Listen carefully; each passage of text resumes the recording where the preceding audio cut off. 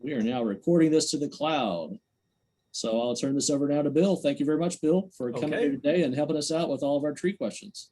Okay. Very good. And so I'm going to go ahead and share my screen. There we go. Everybody should be seeing the computer screen that says tree problems in the home landscape. And one of the things that Chris neglected to mention is that we are recording this. And if anybody has any objections, we need to legally ask you to declare that. So hearing none seeing none in the chat box, we'll assume that this is okay with everybody.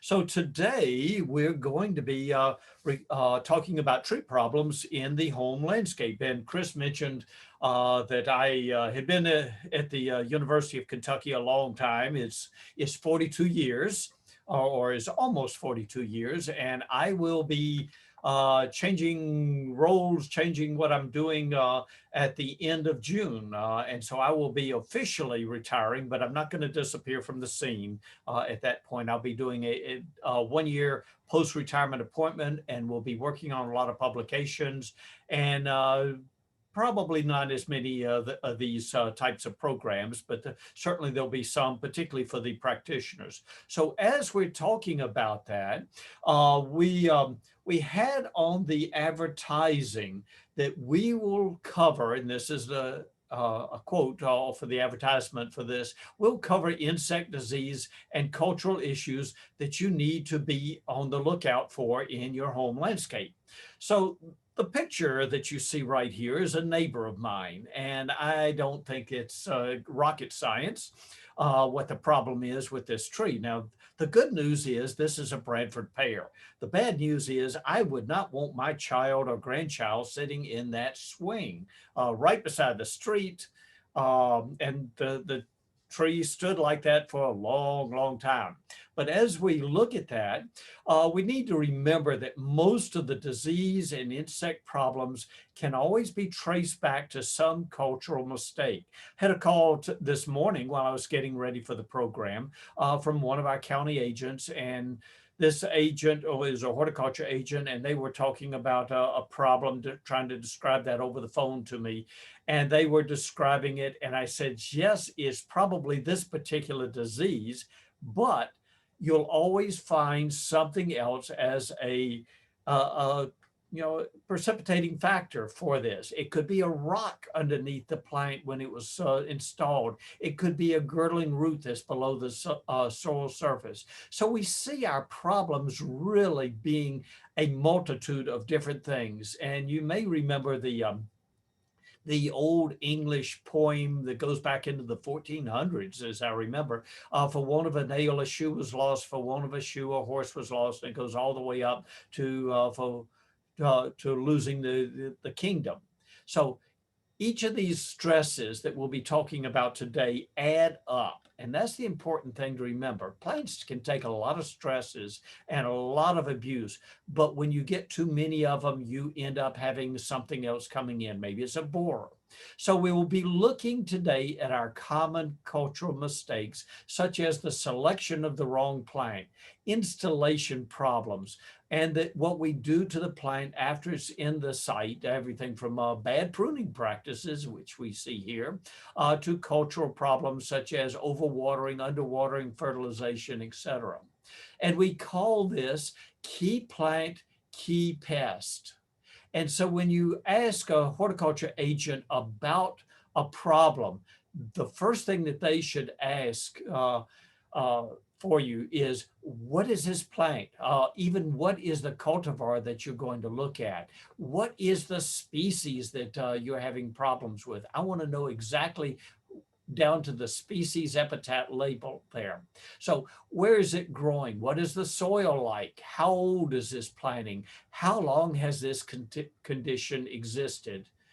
And how old is your house? Now that sounds completely irrelevant to the tree problem that you may be having, but when my wife and I bought the house we're in, we bought a beautiful, deep, moist, silty clay loam.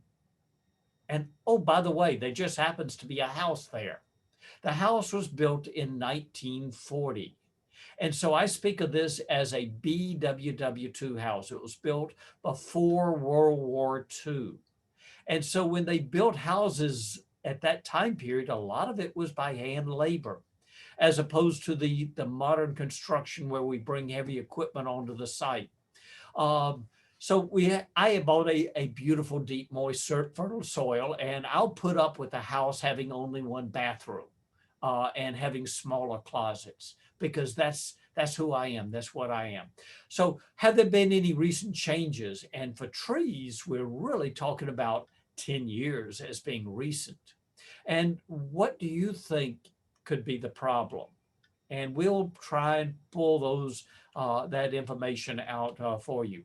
So we're going to look at key plant, key pest. And so here's a picture of me out looking at a tree, doing an inspection on it for the potential for failure. And we look at this, and the first thing I wanted to know is what type of tree is this? It's a hackberry, common hackberry. And this I know is a poor compartmentalizer. So when we get decay in there, it just rips through the tree. And we can also end up with a lot of branch failures. And so when this tree actually came down was taken down by an arborist, and I looked at the stump, this was in the yard of a close friend, and I looked at the stump, I went, oh my goodness, it's worse than I thought.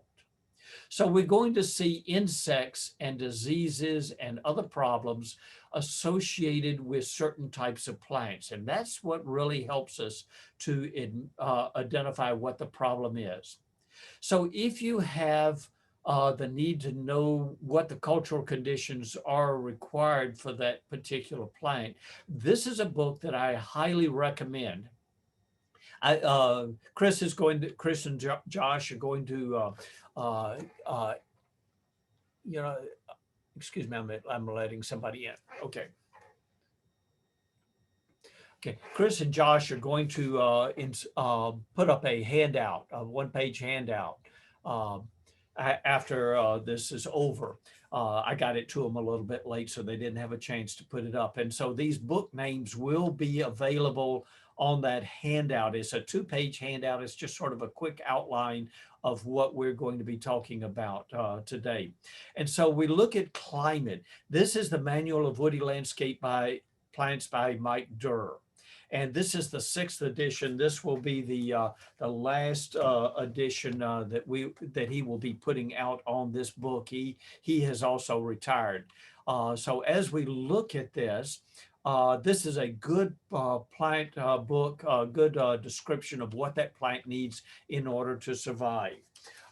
We have another publication, which you can see. I'm holding up the first page of it, and it's entitled After Your Ash Has Died, Making an Informed Decision on What to Replant. This is a list of plants that have, they're basically monotypic plants. And what a monotypic plant is something that's very similar to a ginkgo. A ginkgo is a monotypic plant. And so these particular plants are going to be one of a kinds or close to it. So a ginkgo, the species epithet biloba, is the only species epithet in the genus Ginkgo. The genus Ginkgo is the only plant that is in the family Ginkgoaceae. So it is a one of a kind that's there.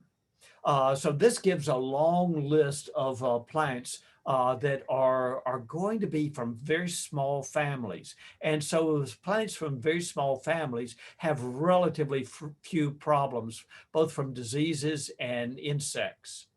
So as we look at this, we start looking at some of our other plants. If you need to identify something, I don't have a frame up on the slide today, but this is a really good book. And it's one that I highly recommend for anybody that has not had a background in taxonomy.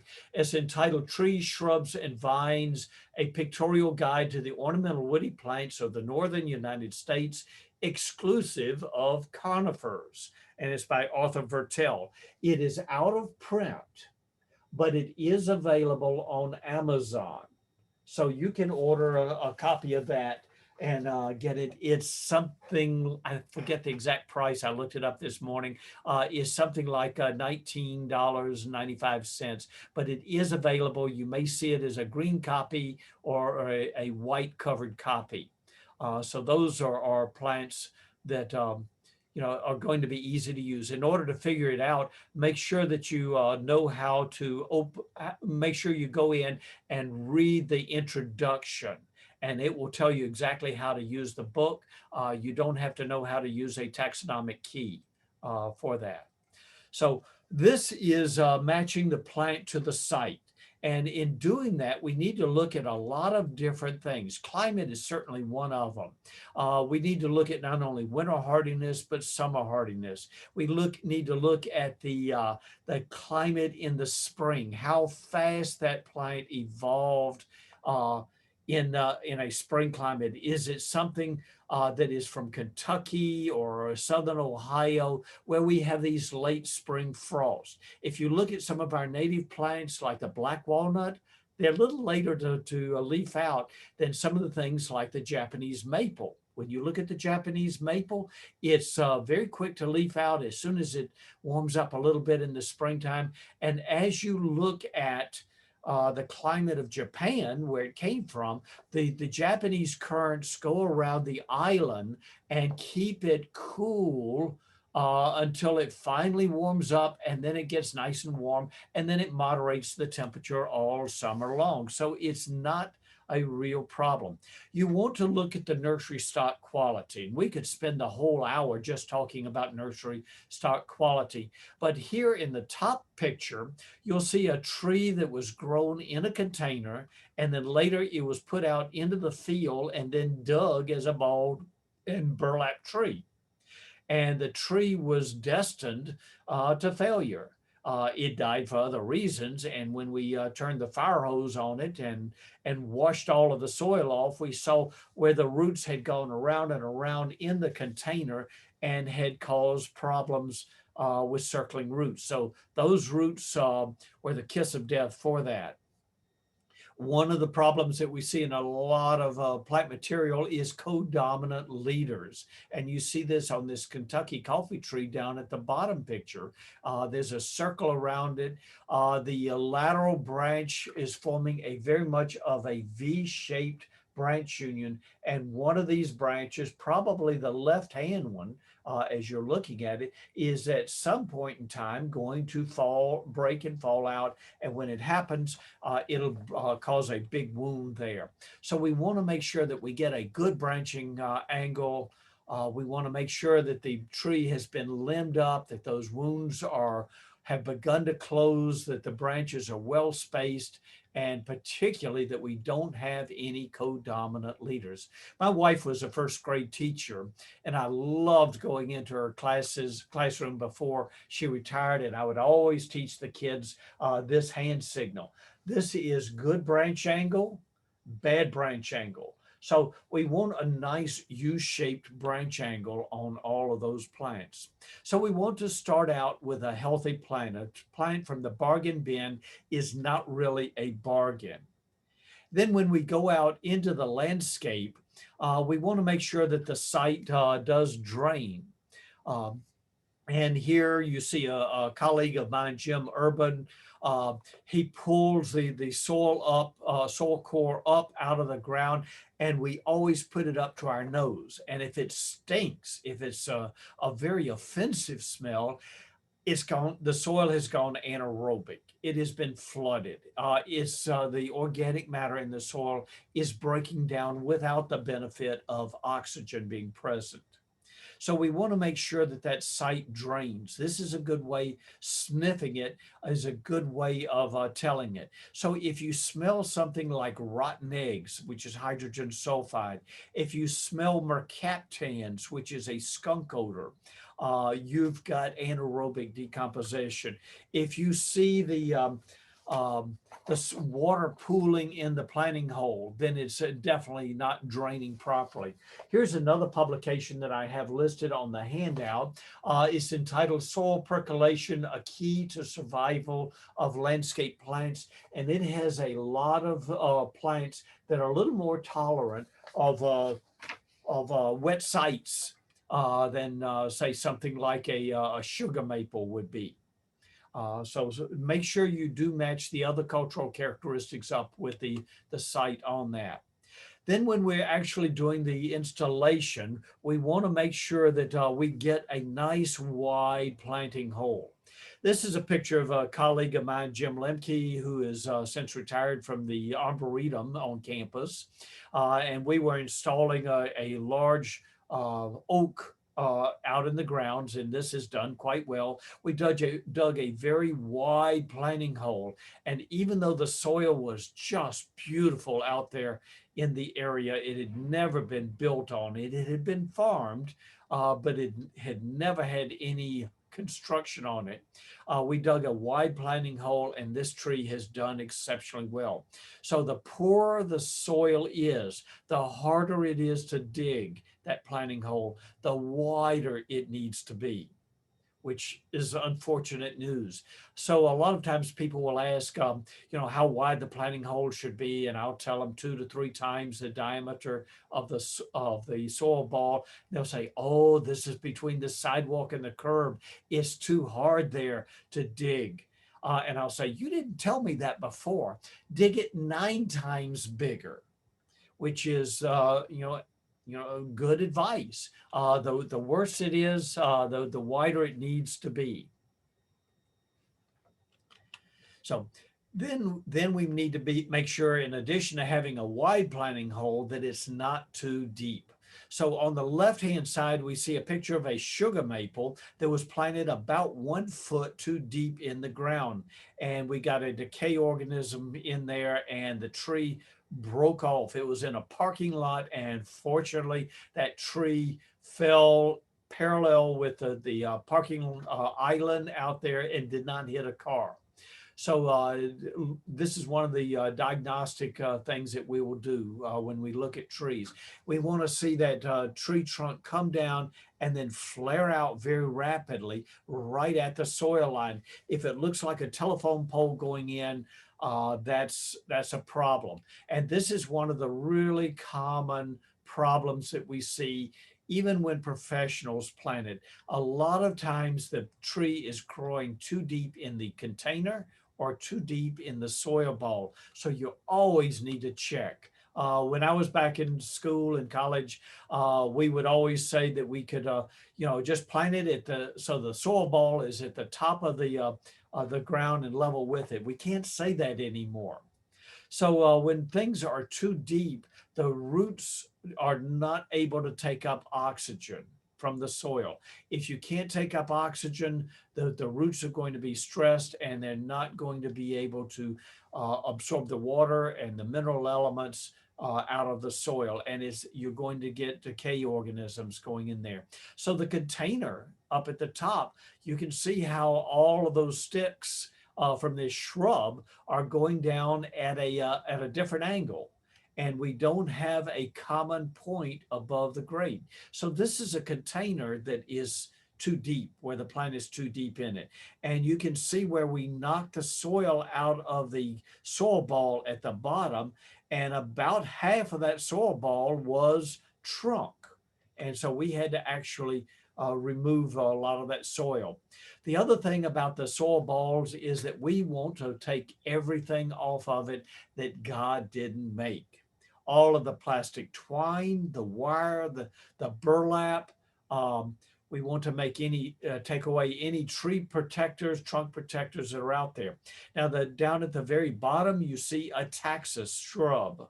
And this is one that had been in the ground for about 10 years. And that burlap was synthetic. It's tan, just like a regular burlap would be.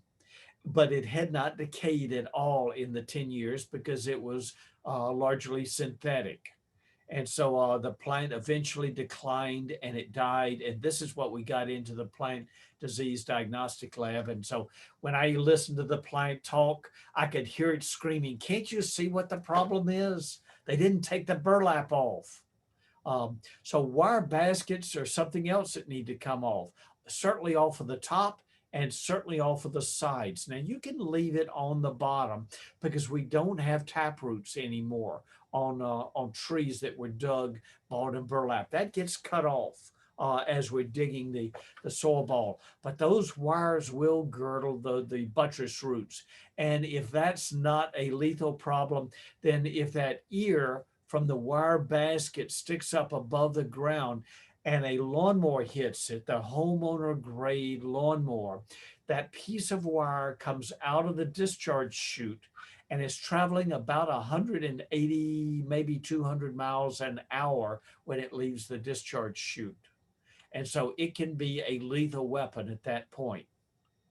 You'll need bolt cutters in order to be able to take off the burlap and the wire basket that's around it. But you need to cut that all away and get it down. At least the upper two rings of that wire basket need to come off. Now, when we're talking about pruning, this is another one of our cultural problems that we have. We want to make sure that we don't leave stubs. We don't have flush cuts. So the right hand image is a flush cut that was made out in the landscape. Somebody did a really sloppy job and left a big stub on the tree on the center of the image. We don't use pruning paints anymore. Back when I was in college, we were taught to use pruning paints, and the thought was that it would stop the decay organisms from getting in there. It doesn't. It actually promotes decay of the tree. And then when we look at the time of year for doing pruning, the time of year is as soon as you can get out there and do the pruning. We do have some plants, and this is being recorded in May. So the bleeders that we talk about that are going to be the maples, the birches, the elms, the yellowwood, a lot of our resinous conifers, and a lot of other plants are going to bleed anywhere from the early February to the middle of February, from that time period on until about the 1st of June. And so these are going to maybe be a little bit disfiguring for the plant. You'll see the sap dripping down. It may attract in some bees, some flies, maybe even some ants, but it's not going to cause a problem on the plant. Nobody has ever been able to show that a plant is devitalized or hurt, the vigor's hurt in any way by bleeding. If this is a problem, prune it after the 1st of June. You'll get a good wound closure from this point in the year on until the leaves are beginning to mature out in the summertime. So the faster the stem is growing, the faster the closure rate is going to be. Now, a few exceptions to that rule of pruning would be things that would attract in some borers. If we look at the dogwood, the flowering dogwood, we've got a problem with the dogwood borer. And the female is going to lay her eggs in open wounds, and she will be attracted into an open wound like this. If this was a flowering dogwood, she would be attracted into that open wound, and those borers are going to have a great entry site into that. We don't have in Kentucky oak wilt yet. We've really, in my professional career, only seen about 1 or 2 cases of it in the state, but it is around us. And it will become a problem more likely than not at some point in time. So we don't want to do our pruning on the oaks when the fungus is going to be sporulating. So that is one of the things. If you look at a branch that has died back, the tree is going to show you exactly where that branch should be cut off when it's alive.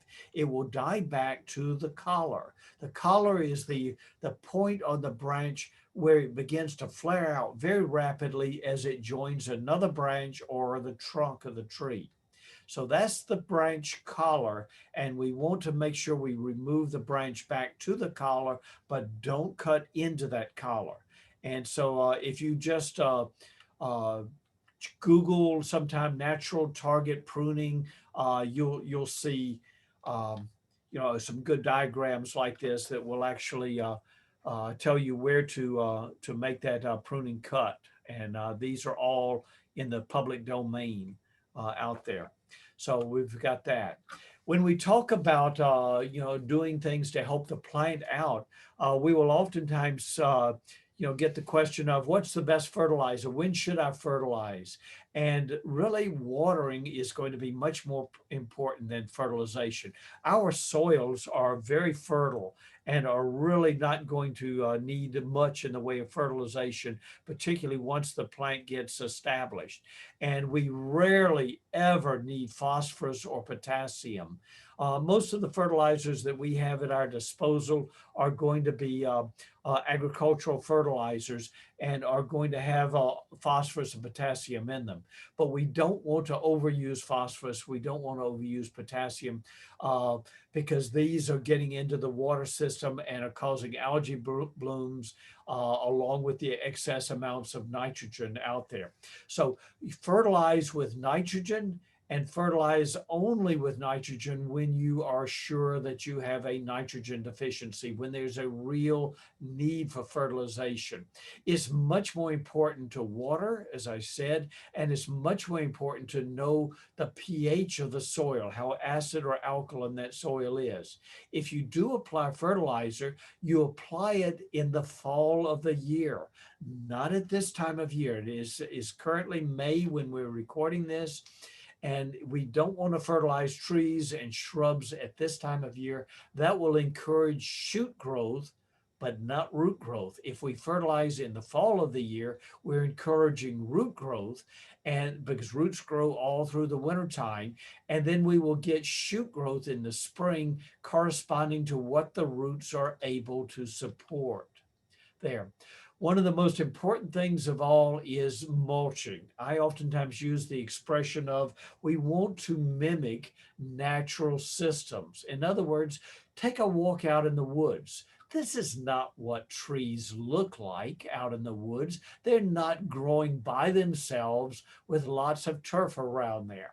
And so we want to mulch. When you go out into the woods and we'll mulch, look at the mulch where the tree is actually growing, in addition to having a lot of trees growing around it, you're going to have about 1, 2, maybe even 3 inches of mulch. Finely ground, rapidly decaying leaves and small branches out there. And this is what we want to mulch with.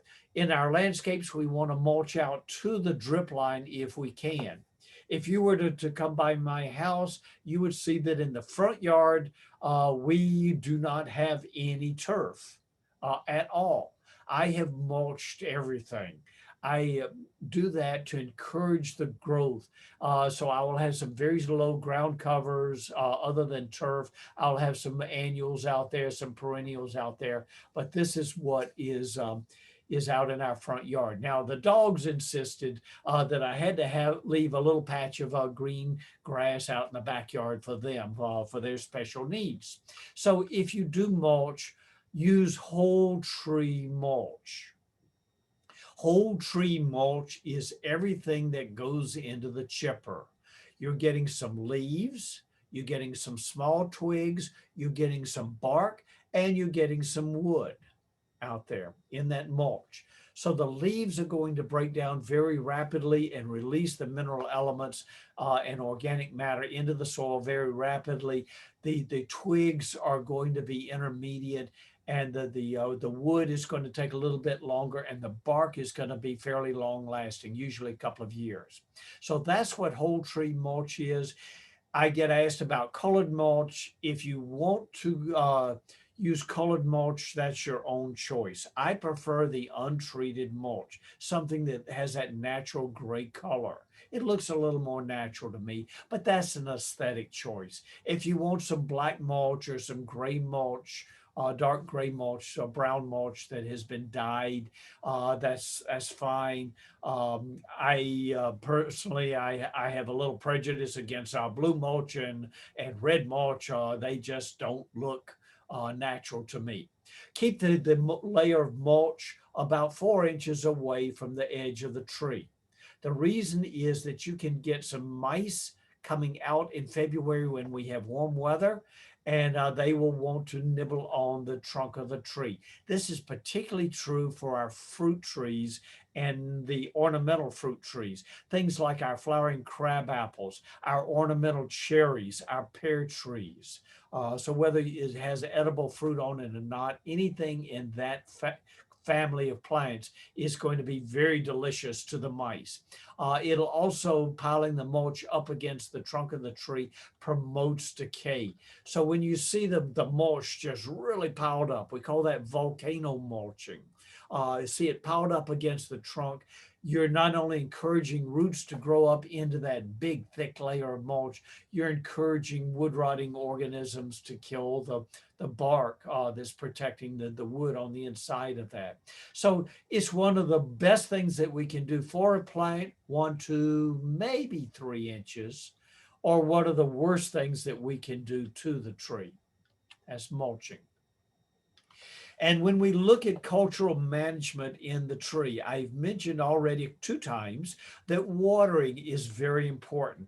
Watering is the most important thing we can do to get that plant reestablished. Now, here in Kentucky, those of you that are outside of Kentucky, the rain does not fall as a blue color.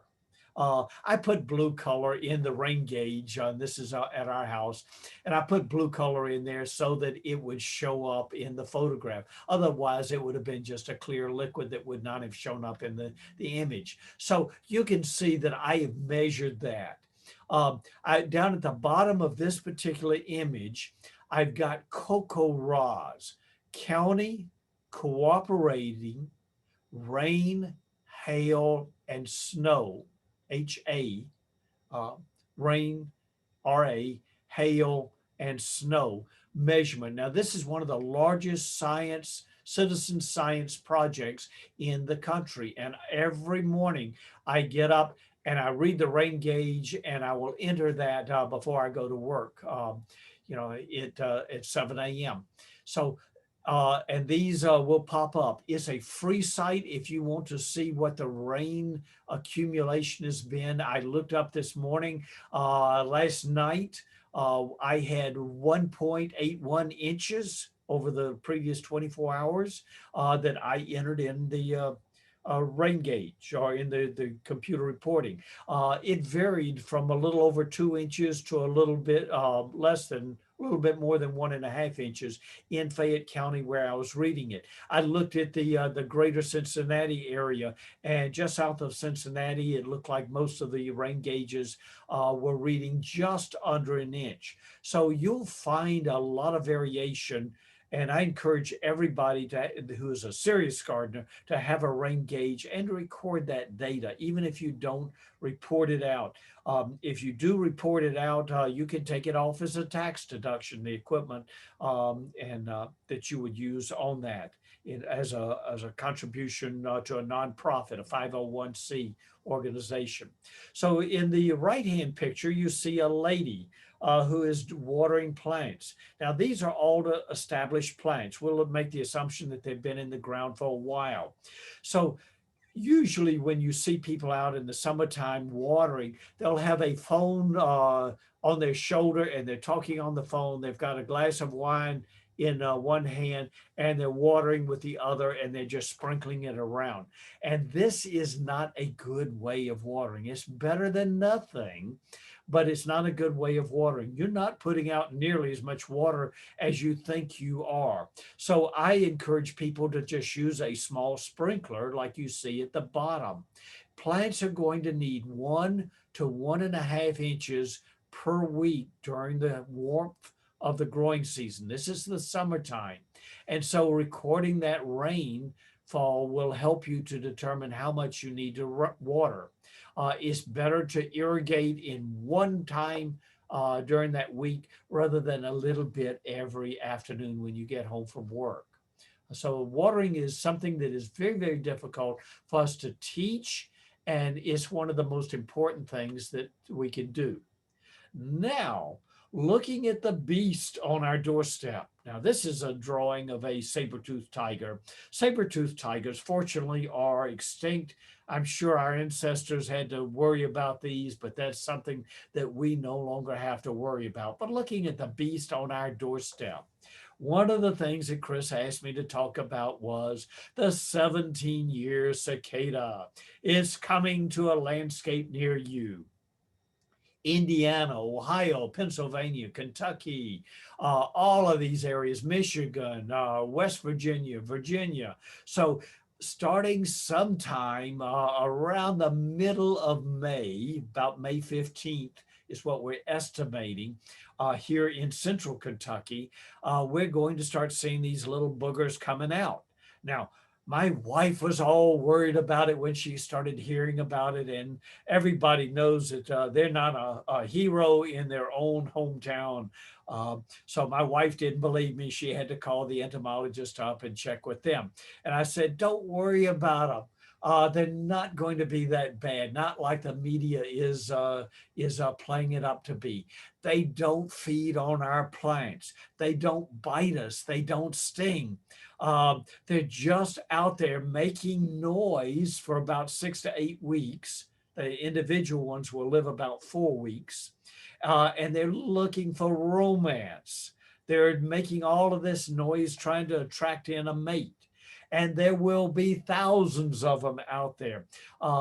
Some of the population densities that have been recorded in the past have come out to as high as 1.5 million of these per acre. And I took the number of square feet in an acre and divided that into 1.5 million, and it came out to about 67 per square foot, somewhere in that neighborhood.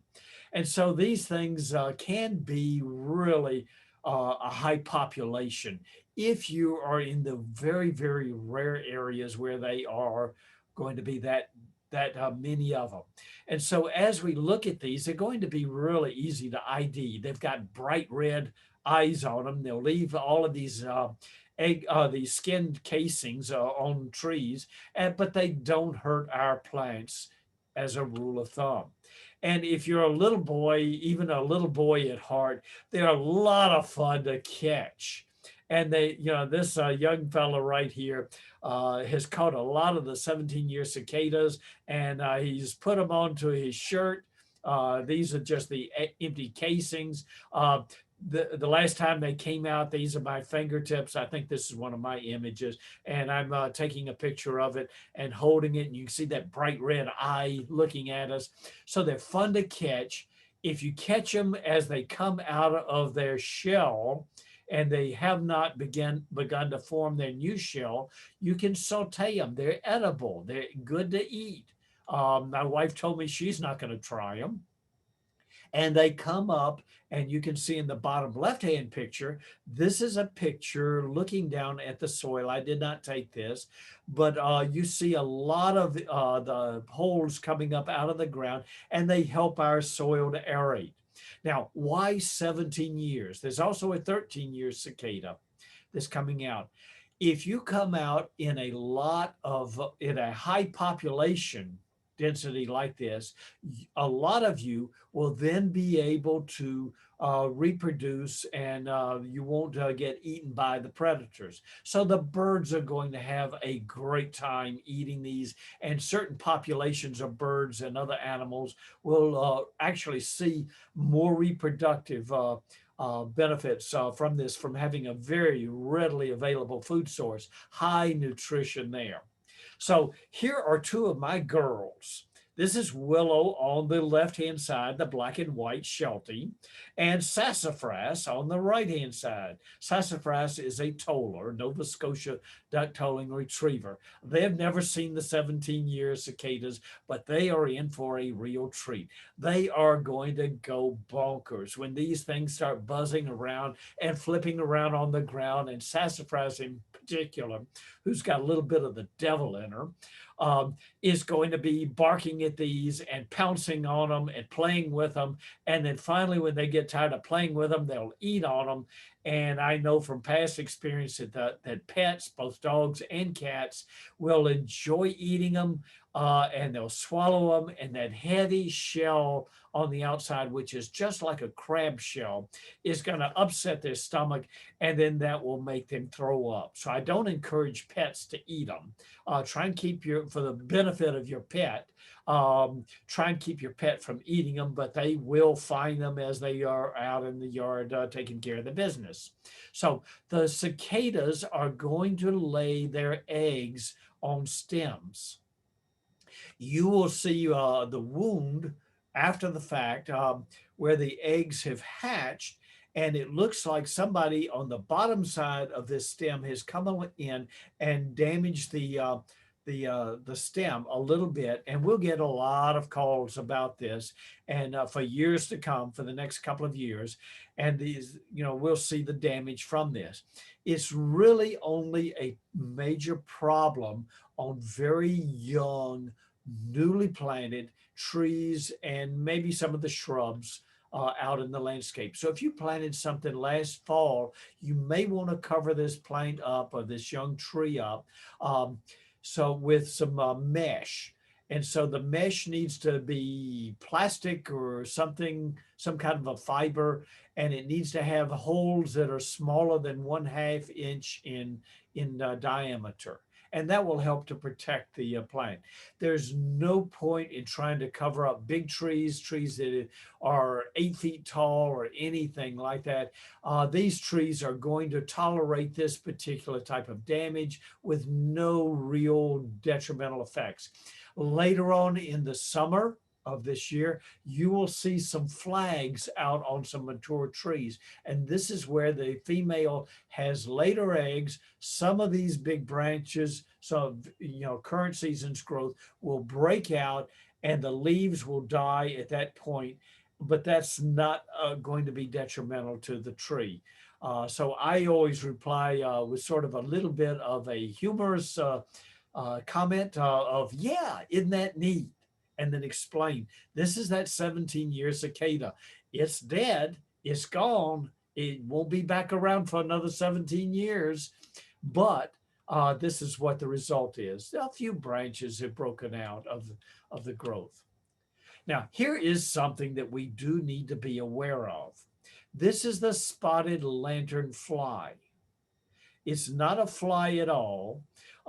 It's an invasive insect, some actually a moth-like insect or a beetle-like insect, that's in the landscapes, is found in Pennsylvania, Maryland, Ohio, West Virginia, Connecticut, Delaware, Massachusetts, North Carolina, New Jersey, Virginia, and New York.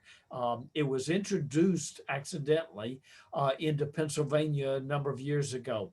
They feed on grapes and maples, and they're in such high populations that they are very, very damaging.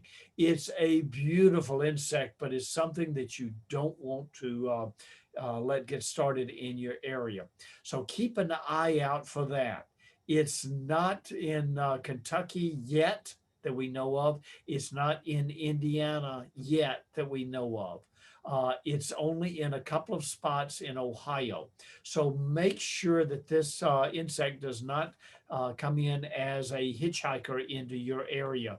You can perhaps eliminate it if it has jumped over several counties. You can spray for it.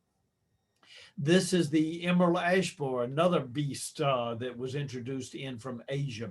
This is the emerald ash borer. It's a tiny little emerald green colored beetle that you can see by the one that is in the top image that's on the penny. that it is a very small insect. You wouldn't even notice it flying around out in the landscape, but you can notice it on the ash trees by these serpentine galleries that it will have. And this is heavier damage than we typically see, but you'll see the bark peeling off and these back and forth, left to right, zigzags on the branches. And it is 100% lethal to ash trees, all species of North American ash, all of our European ashes are 100% susceptible to this, including the blue ash, which has a good bit of resistance, but is not immune to it. We have another plant in the same family with the ash called the fringe tree. And the fringe tree is somewhat susceptible to it. And I liken this. I've done some traveling in Asia, and somewhat liken this to a dish that's popular over there in China, and it's chicken's feet. It's everything below the drumstick, and they eat it. And it's not my favorite part of the chicken, but I've had them, and cooked right, it's very good. But you just don't want to think about where that chicken's been eating. So I would much rather have the breast or the thigh or the drumstick of the chicken rather than the chicken's feet. But the emerald ash borer is going to sort of look at the fringe tree, Caenathus, in the same light. It would much rather have one of our North American ashes rather than the fringe tree. So when all of the ashes have died out, that's when it starts to attack some of the fringe trees, particularly those that are under stresses. Now, here is probably one of the worst insects that I'll mention. Um, and I'm only going to mention a few of these before we finish up, and we're almost through. This is the Asian longhorn beetle. It has popped up in several different spots in North America. We've had a couple of infestations in the Chicago area. It was found just on the east side of Cincinnati in the Bethel, Ohio area. Been found in Worcester, Massachusetts, and several other spots around the country. And in each of these cases, we have either been able to eliminate it, eradicate it completely, or else we've been able to get it under control and almost to the eradication stage. So synthetic pesticides like the neonicotinoids that we use to protect our ash trees from the emerald ash borer don't work on the Asian longhorn beetle. This is a completely different type of beetle. This is a longhorn beetle. And so it goes through several different instars or stages as a young larvae, about 8 stages. And so in the stage 1 and stage 2, first and second instars, it'll be up near the surface of the plant. But then when it really begins to feed, it dives down to the central part of the plant where the plant does not have the ability to move these synthetic pesticides down to where it's feeding. So that's why you cannot use systemic pesticides like the neonicotinoids that are very effective for the emerald ash borer. So one of the other problems that I wanted to mention is some of the root rots. I've had a couple of calls this morning about root rots, verticillium and pythium and rhizoctonia, and some of these other pathogens, fungal pathogens that are very common in that area. We are in a pluvial period here in the Greater Ohio River Valley. Pluvial is a geologic term. Geologists use this to refer to pluvial lakes. These are lakes that form and they hold water for a long period of time and during an exceptionally wet period, or pluvial streams. They will flow over a number of years and then they become wet weather streams where they only flow during normal rainy periods. So this is long term. Here in Kentucky, we're looking at the last 3 years as being much wetter than normal. So the circle that you see has the flag of where the hole is on this golf green. So if you look at it very closely, you'll see the flag sticking out of the hole. This is not a day to play a round of golf. You also see a spruce right at the edge of that golf green. And this spruce is dead. It just hasn't died yet because it's summertime and everything is in full leaf, and that spruce has been flooded, and it's been flooded for several hours, and its fate has been sealed on that. Other problems are, in addition to the excessive amount of rain that we've been having in recent years, is the continual frost and freeze injury that we have that shows up in the fall of the year and again in the spring of the year. And that's because those of us in the Ohio River Valley have a very much of a continental climate. We have these wide swings in temperature. And so we think that spring is here and we're so happy. And then we have another hard freeze right about Derby Day. So a lot of times these will cause things like the Japanese maple that we see in the upper right-hand picture to have the damage. Now, the Japanese maples usually come back out of it. They may have a little bit of tip burn. Um, the red maple that you see down in the bottom is where we had a bright sunny day in middle of winter, and it warmed up the bark on the southwest side of the tree, and we got warming up. Maybe the air temperature was 20 degrees above of zero Fahrenheit, but the area just below the bark may have warmed up as high as 80 degrees. The cambium begins to grow and divide, and then the sun goes behind a cloud, it goes below the horizon, and those cambium cells die. This is almost always seen just on the southwest side of a tree, or where we've got a lot of reflected light coming off of mirrored glass that's hitting a tree, reflecting off of that mirrored glass. So the other thing that I'm wanting to mention just right at the tail end is we have had a lot of reports of things are flowering later than they did in the previous couple of years. And I've got a forsythia down there as well as a crabapple. And both of these flowered a little bit later for us here in central Kentucky than they have in previous years. And I'm guessing that we had I know that we had a late fall, we had an early spring, and we didn't get as cold as we normally get in the wintertime. And I have not looked at the number of growing degree days yet. I'm going to do this, but I'm guessing that we did not get the large number of chilling hours that these plants needed in order to flower. Now, as a self-protection mechanism, these plants have to have so many hours, and it varies by the plant, so many hours of chilling below 45 degrees Fahrenheit before the flower buds can pop open. And if they get close to that minimum number, then they're a little bit later.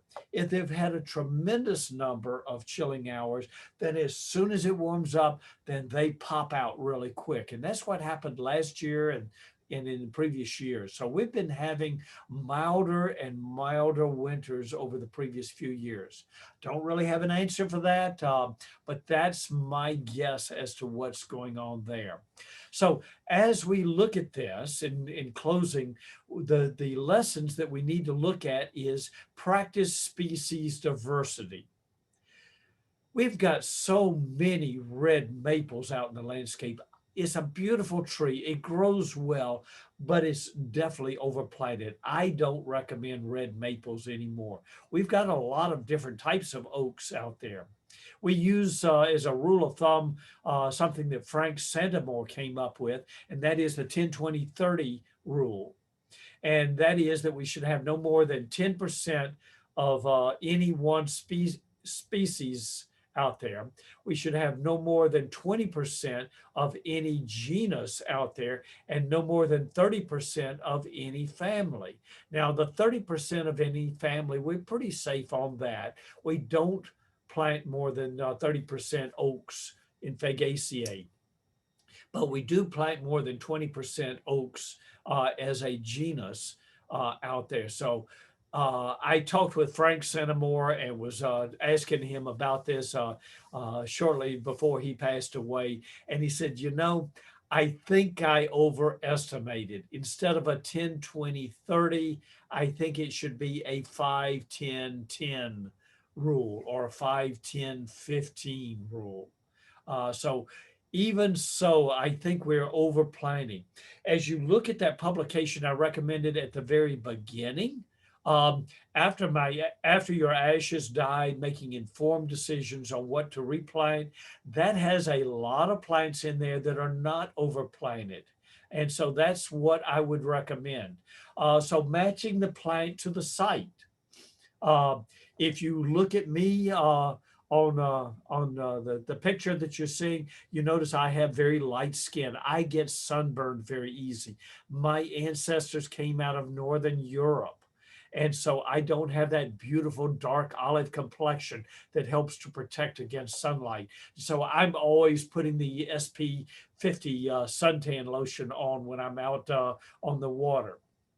By planting species diversity, by matching the plant to the site, we're avoiding the problems that we have seen over the past century and a half. The chestnut blight that wiped out disease that came in out of Asia, that wiped out all of the chestnuts, 40% of the canopy cover in the Appalachian Range.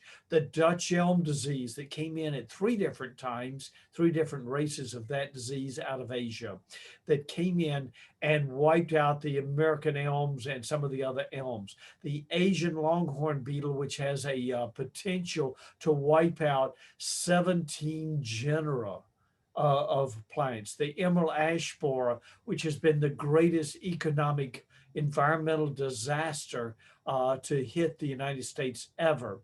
And the spotted lanternfly, which is sitting on our doorstep, which has a potential to damage a lot of our fruit crops and ornamentals.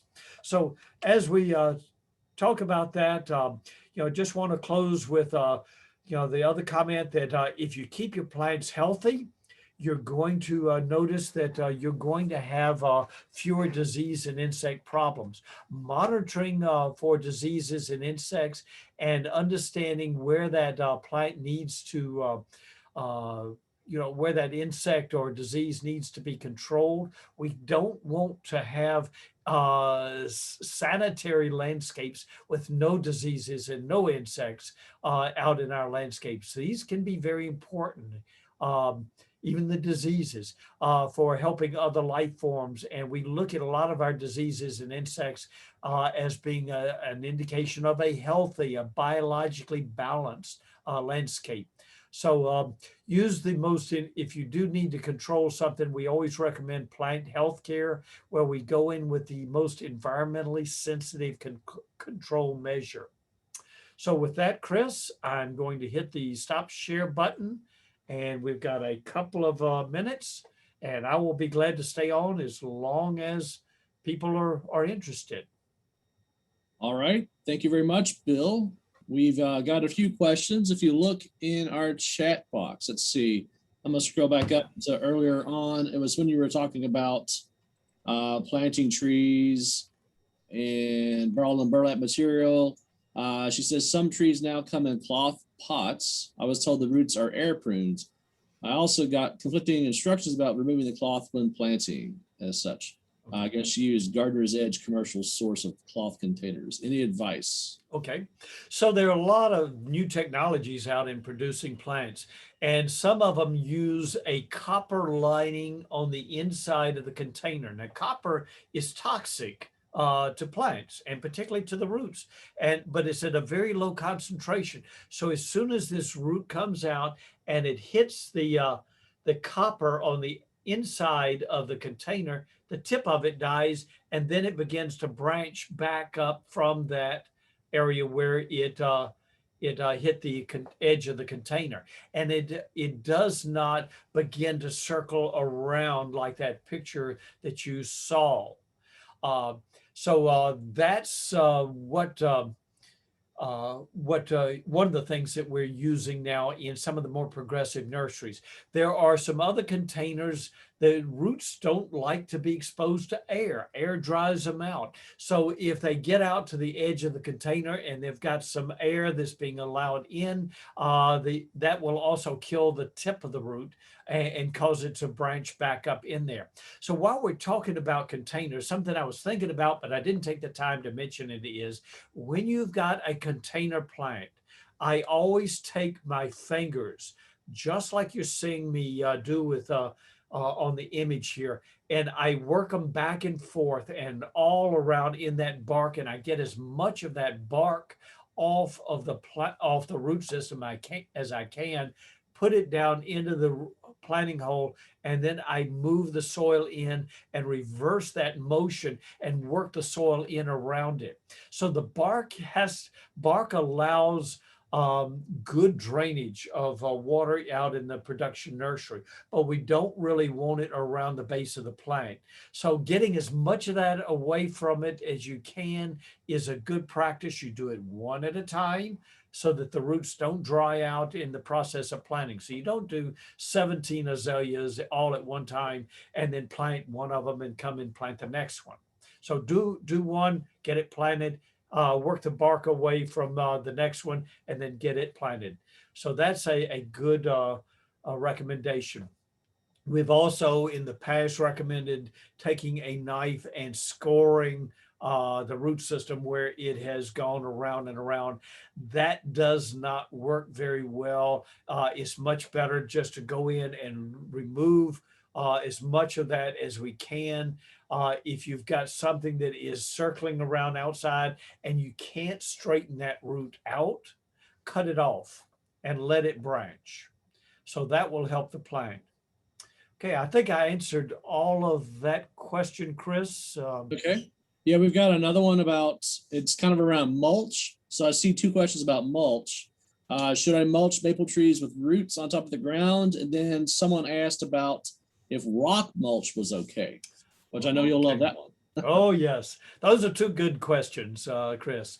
So very, very good one. So I like the organic mulches. The organic mulches will break down and you have to go back in and remulch every year, every 2, maybe 3 years, something like that, depending on how fast that mulch breaks down. But what it's doing is it's adding organic matter back into the soil. Organic matter is very, very important as far as the soil life. The bacteria, the good fungi that are growing in the soil will break down that mulch. They will help to release the mineral elements to the plant. And so that is going to be very, very important for that plant. Now, when the bacteria grow and they're eating up all of that organic matter and the fungi are growing, they're like every other organism. They are going to have metabolic waste and they release that out into the soil. And that's what causes the soil PEDs to form. And the soil PEDs, the little granules of soil, are going to be what we call building up structure in the soil. Rock does not do that. Rock is going to be there. I also don't like rock. I have a personal prejudice against it.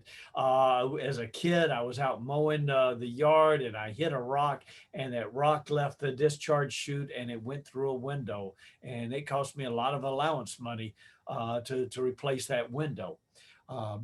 So anyway, rock is hot.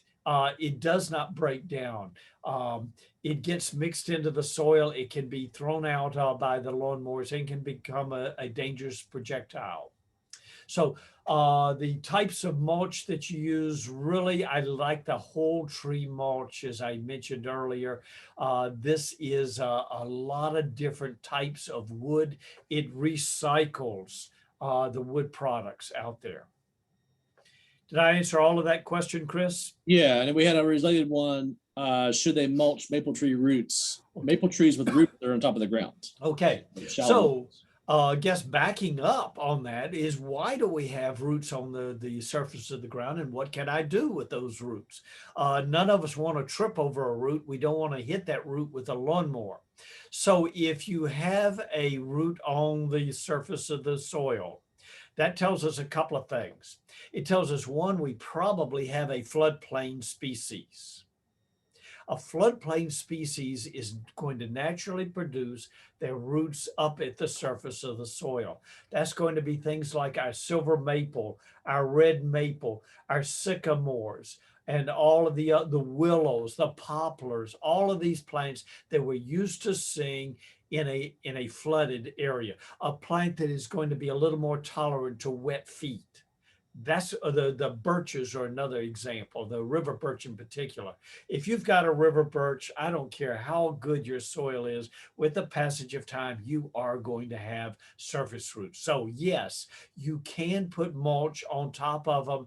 That's the best way to handle them. The other way to handle surface roots is to plant a ground cover, a woody ground cover. Pachysandra, I love our native Pachysandra, which is more of a clumping than a running Pachysandra. Any number of other ground covers that are out there can be planted out there. You don't have any maintenance, or very, very low maintenance on that. You can use the pine bark nuggets. Now, I like, for mulching over roots, I like these big pine bark nuggets because they don't break down very rapidly, and I don't have to come back and remulch all the time. But I'm not going to be coming in and really doing anything in that area. They will break down slowly over time, but you can use the whole tree mulch out there too. So, um, so it is appropriate. I always, on every tree, there is a you should be mulching out to the drip line.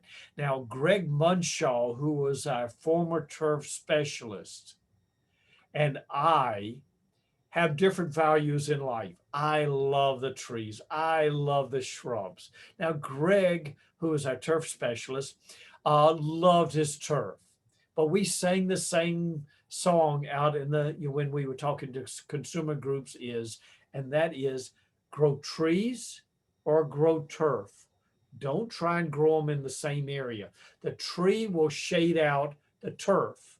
The turf is going to outcompete the tree during drought for water and for mineral elements out of the soil. So grow one or the other. Don't try and grow them both. That's going to be a disaster, or not good for either one of them. So I like trees. That's what I'm preaching today. Mulch all the way out to the drip line if you can. So we had a question about cedar trees turning brown and dying. These were not planted. They were well-established natural trees. I guess they were noticing death. And I assume cedar trees would mean maybe the eastern red cedar junipers. Yes. Rather than cedrus, but okay. We don't know. Okay. Well, good point, Chris. Our ancestors came into this country, and they were very religiously oriented, and they knew about, from the Bible, about the cedars that King Solomon built the temple in Jerusalem out of, and they saw the eastern red cedar and says, "Oh, this is the cedar tree that King Solomon built the temple out of." Well, what they were looking at was actually a juniper, and the eastern red cedar, better called a juniper, is going to have that nice straight trunk on it. And it's a needled evergreen, just like the true cedar there. So what has caused that? It could be salt damage from road salt being sprayed up onto the tree if there's a highway nearby. It could be, one of the needle fungi that's out there. We would really need to see a sample of it. If you're in Kentucky, you can clip a sample of the eastern red cedar off and take it in to your county extension office. If you're outside of Kentucky, they will send it in to the Plant Disease Diagnostic Lab. It's a free service here in Kentucky still. Hope it'll remain free.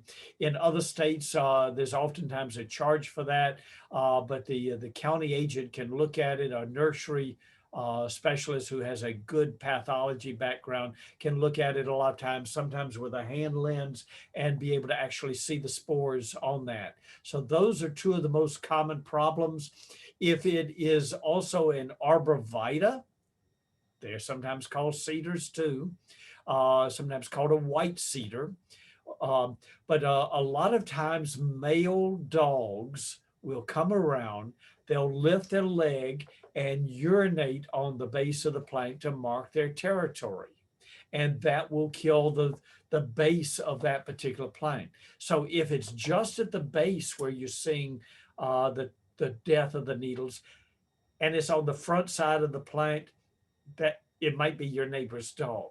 If it's out away and is up in the air, too big for a dog to really be able to reach, it's probably a fungus. All right, so we have a real good question. I see lots of trees in urban areas covered with English ivy and winter creeper. How harmful is this to the tree? If it is harmful, what can be done to help the tree? Okay, good question. So the big leaf winter creeper is a type of euonymus. It's very, very invasive. It's a unique plant. It's interesting to those of us that have a botany background because when it's on the ground, it remains in the juvenile stage. And so just like juvenile animals, it doesn't have the ability to flower and reproduce. But when it starts to grow up, the genetics of the plant begin to change. It begins to become a mature plant, and then it will lose its ability to climb. It then begins to flower and then begins to produce the seeds, and then it becomes very invasive. Birds will move that seed around from place to place, and it has become very, very invasive. It's difficult to get rid of. Okay, let's come back to that and talk a little bit about English ivy. English ivy is the same way. It will remain in the juvenile stage when it's on the ground. Once it begins to climb the tree, it loses its ability to climb. It doesn't produce those aerial roots anymore, and it begins to hang out of the tree. And it also begins to flower and it produces fruit. Now, it's not as invasive as the big leaf winter creeper, the euonymus is. Now, pulling both of these together, when we see ice damage, freezing rain in the wintertime, and we're seeing a lot more of that. I came to Kentucky in 1979. And at that time, we had a colder climate colder winters than we have now. We now have a winter that is equivalent to what we used to see in northern Alabama, northern Mississippi, the northern Georgia area. So our winters have definitely gotten warmer, and we can expect that to continue. So we're getting more of the winters that they used to have in these more southern states. That includes freezing rain. When we see tree failures from ice, we see a lot more of them where there's English ivy and the big leaf winter creeper up in the canopy of the tree. So the ice, both of these plants are evergreen. The tree is deciduous. A deciduous tree with its little bitty twigs is not going to hold on to much weight of freezing water.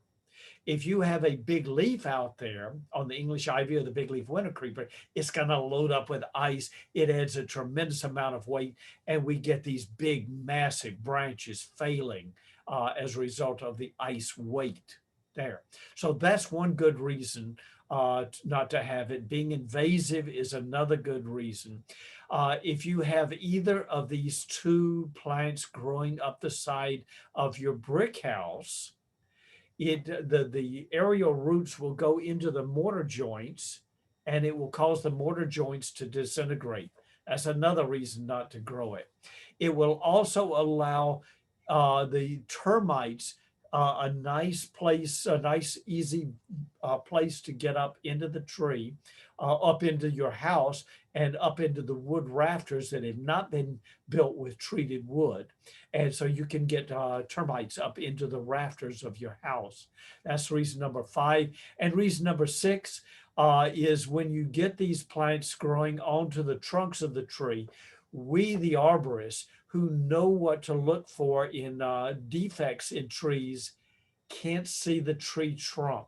We can't see the tree branches, and we can easily miss tree defects that would make us say, you know, we better do this particular mitigation activity uh, to keep this tree from failing. So that's 6 good reasons not to allow either of these 2 plants out in the landscape.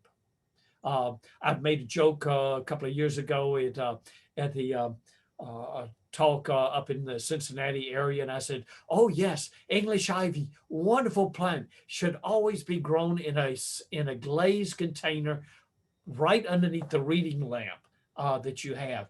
Is tolerant of the low light, and if you forget to water it, it's going to be very tolerant of that too, and you won't allow it to get loose in the landscape." So, okay, Chris. All right. So the next question, would you use a rooting hormone when planting smaller trees?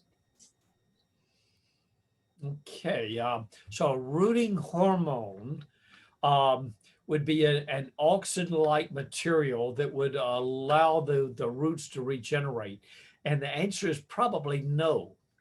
We use rooting hormones on a cutting to make the plant regenerate roots. So a lot of things don't root very easily. Oaks are a good example. Maples are another good example. They don't root very easily. And so I would use them on that type of plant, but not when I was putting something out in the landscape. The best thing that you can do is water and dig a wide planting hole.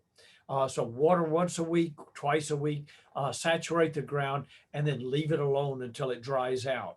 Now, what they may be talking about are some of the root stimulating materials, things like seaweed. And those are some chemicals, some organic matter that will help roots regenerate. They are act as good food sources for microorganisms that are going to release mineral elements to the plant.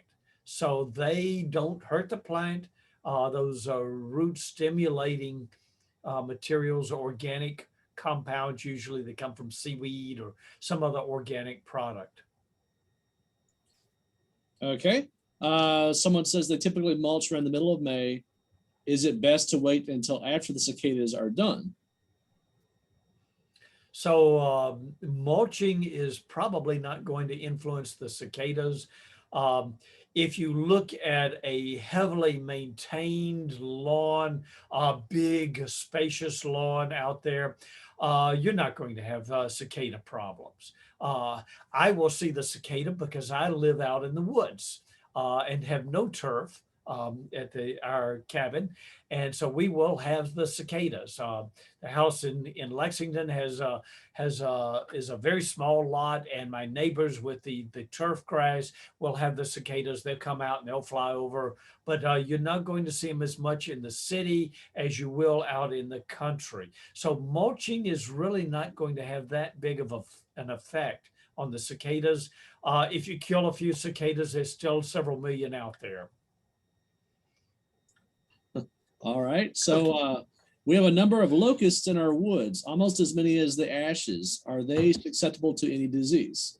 So probably Okay. talking about black locust, I would suppose. Talking about black locust, not the locust that we were talking about. Now, I did not mention, but there's several different locusts, and locust is one of those words that gets used over and over again.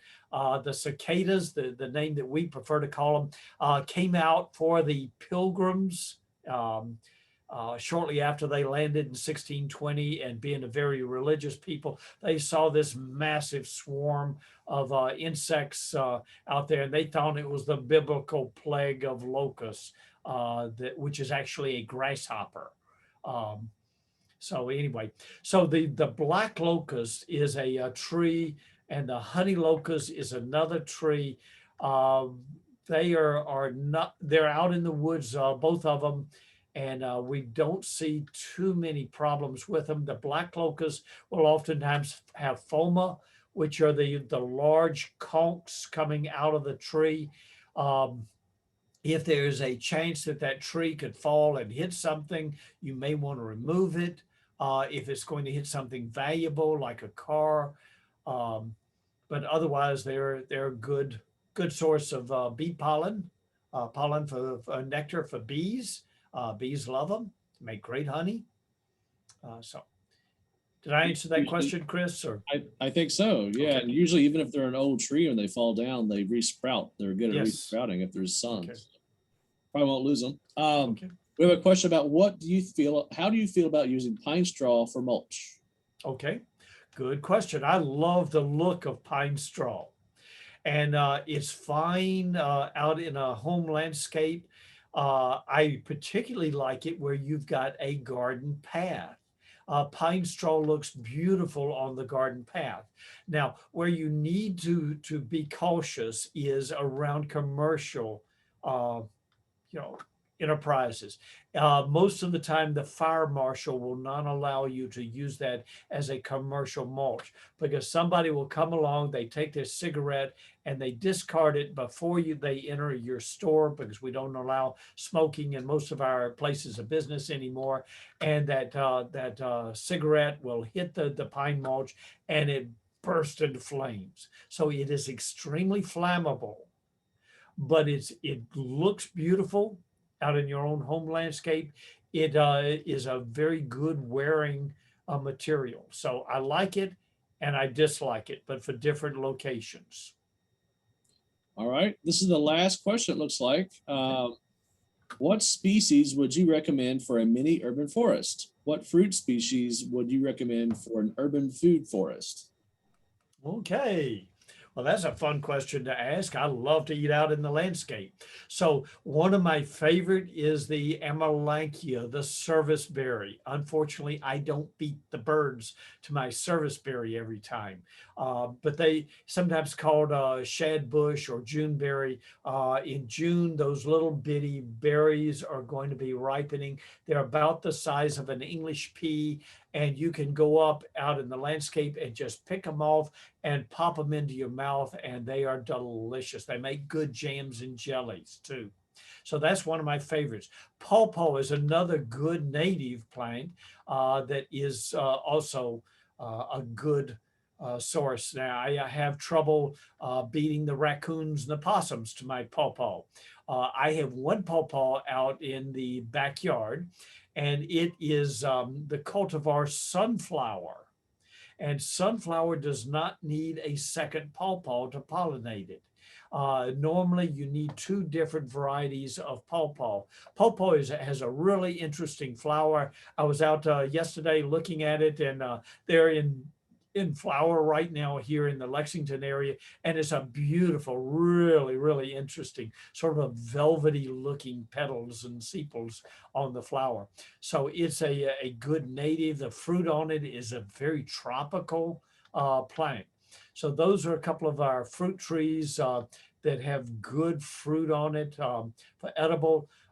If you're into the home fermentation business, you might want to use an eastern red cedar or the Juniperus communis, which is the northern cedar. Juniperus communis, the northern cedar, is sometimes known as gin berry. And this particular fruit is used to flavor the alcoholic beverage known as gin.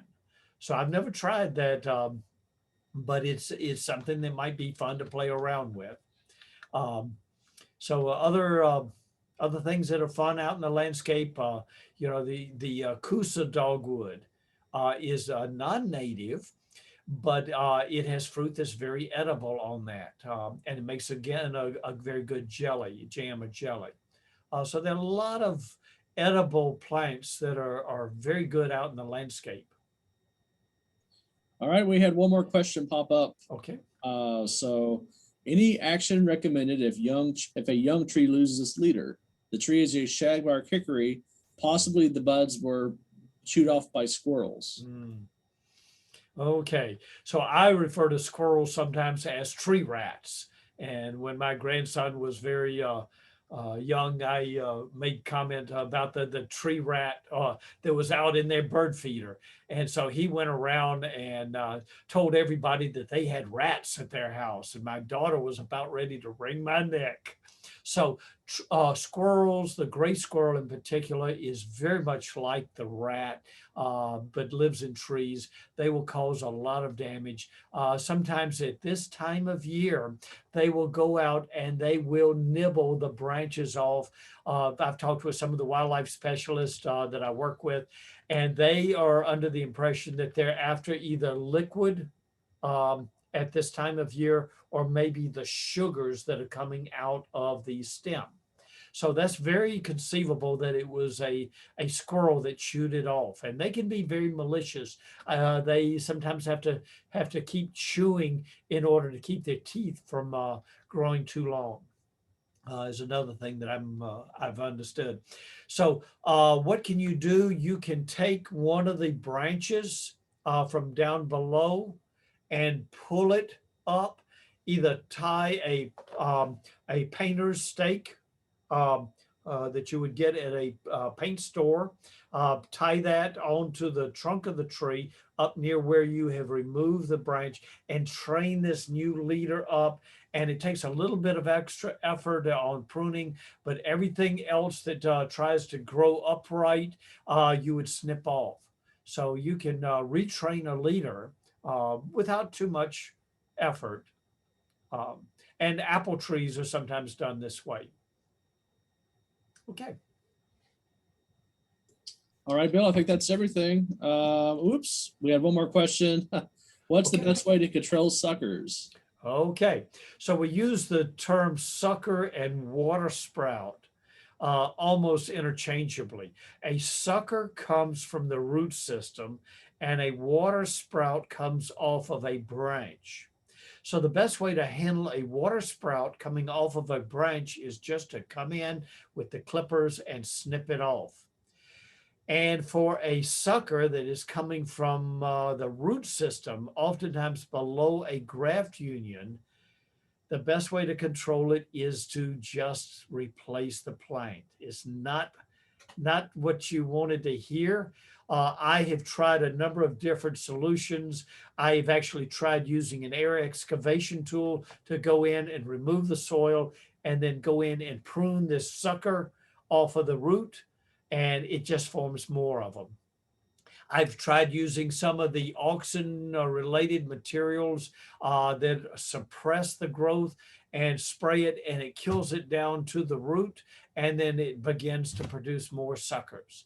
So it's an indication if you've got suckers, and I'll assume that that's what you actually have. If you've got suckers, it's an indication that you've got something going on. Either it's something like the pawpaw, which naturally suckers as a way of self-propagating, or else you've got something that's going on that's a graft incompatibility. And so if you see your hickory or your pecan or a maple tree suckering, something is going on that is keeping the water and the mineral elements from getting up past that point of damage. And so replacement is really the only solution. All right, I think that was everything. It's now 2:30, so we've a little bit over today, but that's good. We had some great questions.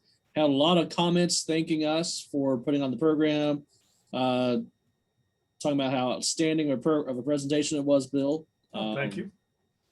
So for anybody who's still on, Bill will be retiring soon, later on this summer, after many, many years at UK. So we're definitely going to miss seeing him, but hopefully we still see him every now and then. I think he may help us out in the future with a few classes. Certainly. I will always be glad to do that, Chris.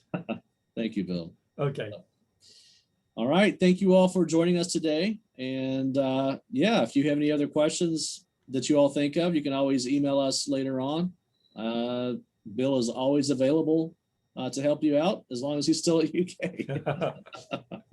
And we will And- send out an email link to this for our YouTube channel once the Okay. recording downloads. And once you're a tree geek, you're always a tree geek. So That's you can't correct. get it out of your blood. No, no, no. All right. Well, thank you all. And thank you, Bill.